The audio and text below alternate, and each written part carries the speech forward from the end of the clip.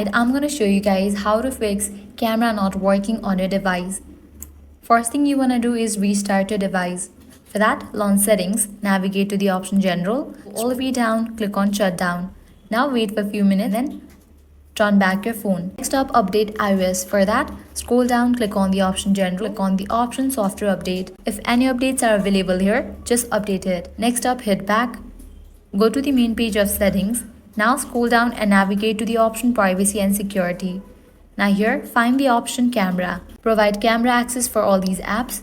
Next up, hit back. Now reset all settings. For that, go to the option general, scroll down, click on the option transfer or reset iPhone. Click on reset, click on the option reset all set and go through the process. If none of these solutions work, you can contact Apple support. Lastly, what you can do is first restart your device. For that, press and release the volume up button, press and release the volume down button, and then hold the side button until Apple logo appears. With these solutions, you'll be good to go. Your camera should work. If this guide helped you out, do not forget to like, share, and subscribe. Thanks for watching.